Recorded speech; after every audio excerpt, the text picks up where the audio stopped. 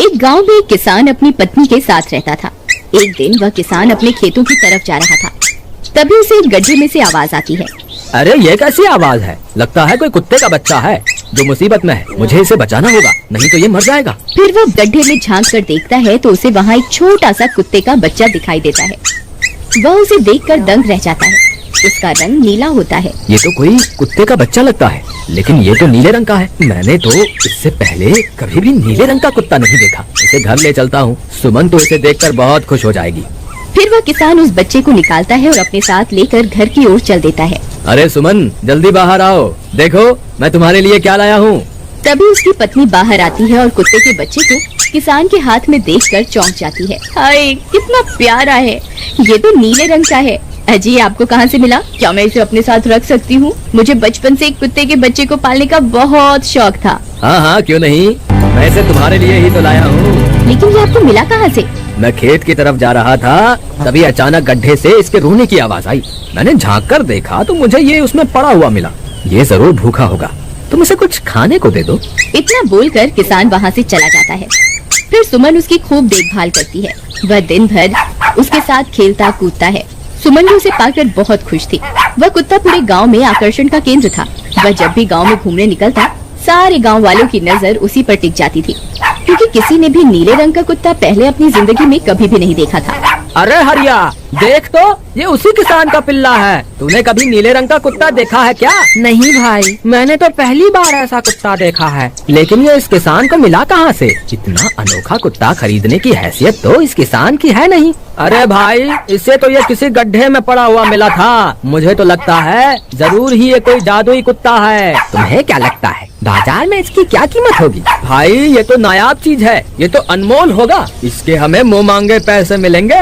भाई, हर नायाब चीज पर तो सिर्फ हमारा ही अधिकार है। देर किस बात की, आज रात को ही इसे किसान के घर से चुरा लेंगे। रात होने पर किसान और उसकी पत्नी घर में सो रहे होते हैं। तभी लल्लन और हरिया किसान के घर में घुस जाते हैं और नीलू को बहलाने फुसलाने लगते हैं। ले ले बेटा, बिस्कुट खा ले।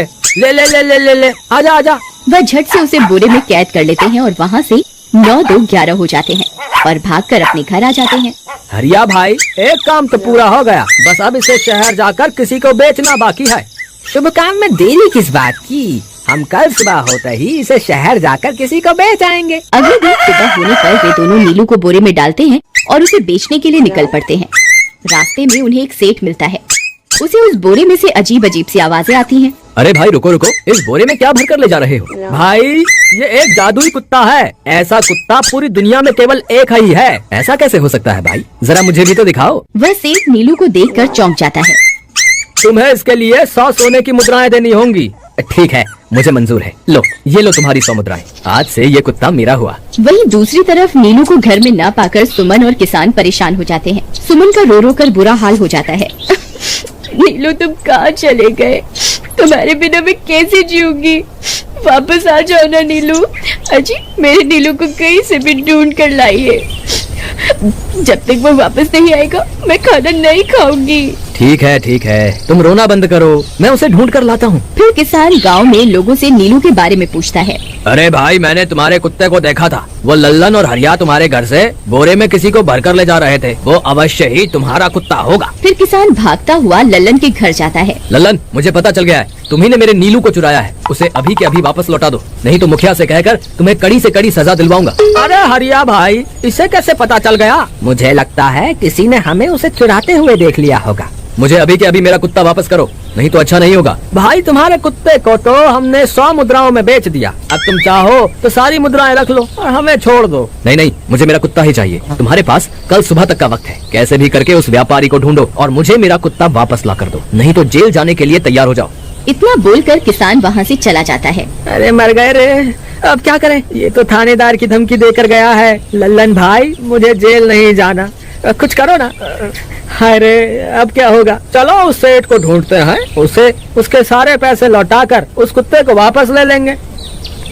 वे दोनों सेठ की तलाश में निकल पड़ते हैं, लेकिन बहुत देर तक ढूंढने पर भी उन्हें वह सेठ नहीं मिलता। लल्लन भाई, यहाँ तो सेठ का कोई नामो निशान ही नहीं है। न जाने अब तक कहाँ निकल गया होगा। अब क्या करें? हमारे पास कल सुबह तक का ही वक्त है। अरे आर्या, वो देख, ये तो बिल्कुल किसान के कुत्ते जैसा ही लग रहा है। तुम्हारी आंखों में मोतियाबिंद हो गया है क्या बेवकूफ? किसान का कुत्ता नीले रंग का था और ये तो भूरे रंग का है। क्या तुम्हें नीले और भूरे रंग में फर्क दिखाई नहीं देता? अरे तो क्या हुआ, अगर हम इसे नीले रंग से रंग दें तो उसके बाद ये हूबहू नीलू जैसा ही दिखेगा। बात तो तुम सही कहते हो भाई। चलो फिर देर किस बात की, अभी इसे पकड़ते हैं। फिर वे दोनों उस कुत्ते को पकड़कर अपने घर ले जाते हैं और नीले रंग का पानी घोलकर उसे उसमें डुबो कर उसका रंग भी नीला कर देते हैं। अरे भाई हरिया, ये तो बिल्कुल नीलू जैसा ही दिख रहा है।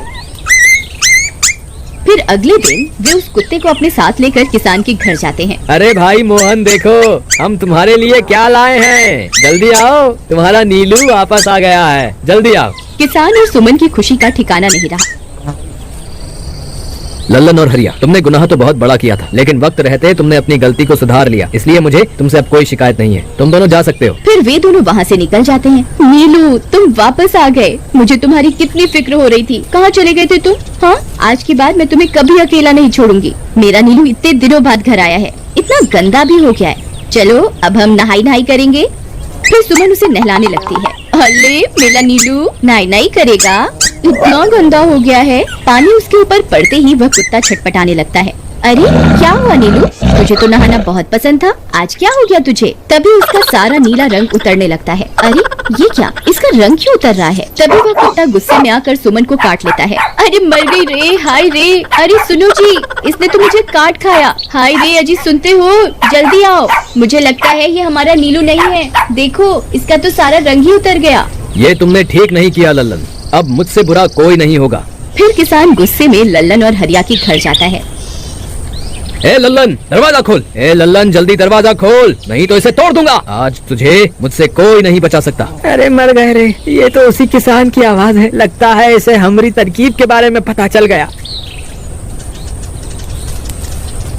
अरे क्या हुआ भाई, इतने गुस्से में क्यों हो? तुम्हें क्या लगता है मैं बेवकूफ हूँ? तुम किसी भी आवारा कुत्ते को नीला रंग चढ़ाकर हमें दे दोगे और हम मान लेंगे कि वो नीलू है। भाई हमें माफ कर दो, हमने उस सेठ को ढूंढने की बहुत कोशिश की, लेकिन उसका कोई नामो निशान नहीं मिला। भाई तुम ये 100 मुद्राएं रख लो, अब इससे ज्यादा हम तुम्हारे लिए और कुछ नहीं कर सकते। अगर तुम चाहो तो हमें जेल भिजवा दो, हम दोनों अपनी गलती की सजा काटने को तैयार हैं। किसान उदास हो जाता है और उनसे 100 मुद्राएं लेकर वापस अपने घर आ जाता है। मुझे माफ कर दो सुमन, मैं तुम्हारे नीलू को नहीं ढूंढ पाया। ये लो, ये 100 मुद्राएं हैं। नीलू को बेचने पर उन्हें इतने पैसे मिले थे जो उन्होंने मुझे दे दिए हैं। उन्हें अपनी गलती का बहुत पछतावा है, लेकिन अब कुछ नहीं हो सकता। नहीं, मेरा नीलू जरूर वापस आएगा। हम एक काम करते हैं, कल सुबह इन 100 मुद्राओं का भोजन खरीदकर गरीबों में बांट देंगे। क्या पता उनकी दी हुई दुआओं से हमारा नीलू वापस आ जाए। अगले दिन सुबह होने पर वे दोनों उन पैसों से गरीबों में भोजन बांट देते हैं और वापस अपने घर की ओर चल देते हैं। तभी उन्हें कुछ आवाजें सुनाई देती हैं।